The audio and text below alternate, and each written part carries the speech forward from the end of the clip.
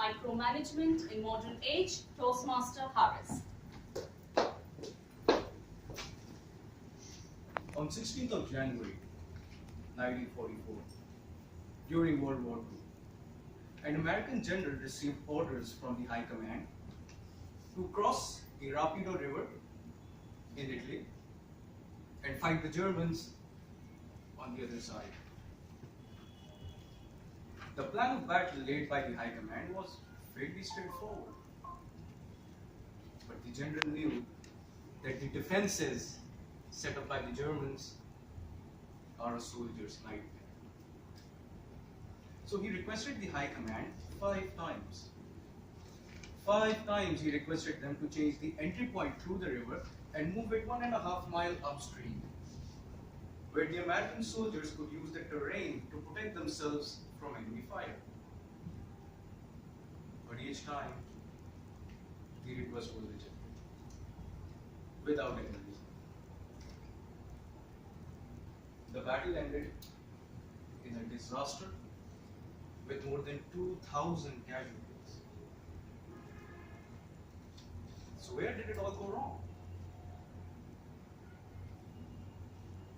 Fellow Toastmasters and our distinguished guests, it went wrong at the very beginning. This is what happens when the leadership becomes bossy. This is what you get when they don't listen to even the legitimate concerns of their subordinates. This is what happens when what they say, what they order, becomes etched in stone. And by the way, a different group of American soldiers was able to successfully cross the river from precisely the same point the general had requested 5 times. The most common reason these types of disasters happen is because we usually believe leadership is only about leading from the front. Whatever that means, but lead from the front. And in many cases, it results in subordinates getting explicit instructions about what to do, what not to do, how to do things, how not to do things, and in some cases even how to dress, how to walk, and how to talk.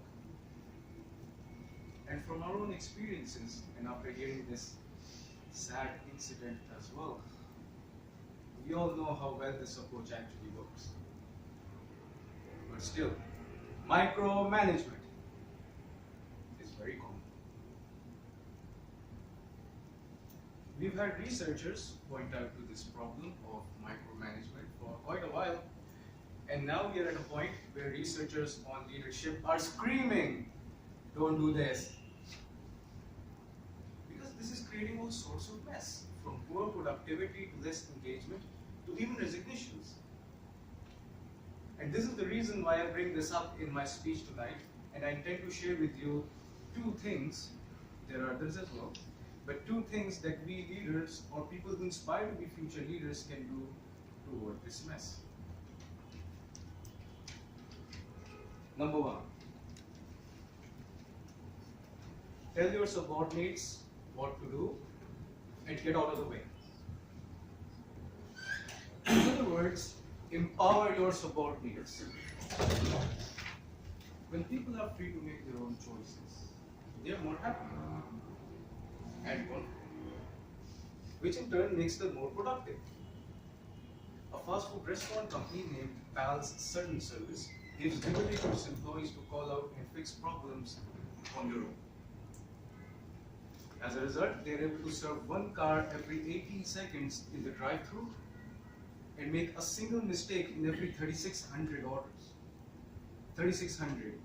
The industry average is 1 mistake in 15 orders. Their numbers are impressive, and they've done that by empowering the people at the lower ranks. Number 2,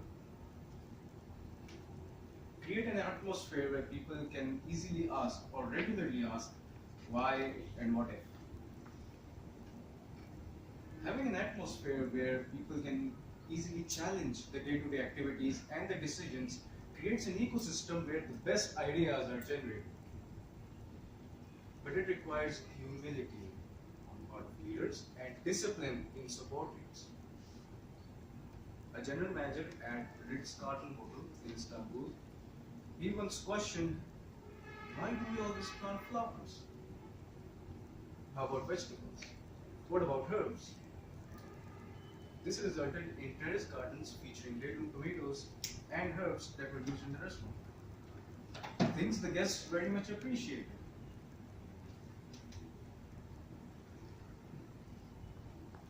For the Toastmasters, having served in both the roles, as a leader of software projects and as a person who takes orders from the senior management, I have applied and I've seen these two principles work. They do work. But let me tell you, there is a fine line between giving too much autonomy and taking away too much autonomy from your subordinates. Both extremes are harmful. But as a leader, we have to strike that balance. Because after all, if a problem spirals out of control, people are going to grab the leader by the neck and say, why didn't you have the problem in your control? So achieving that balance is difficult, and it varies from situation to situation, but it is the essence of good leadership. Full stop. Ma'am, Toastmaster.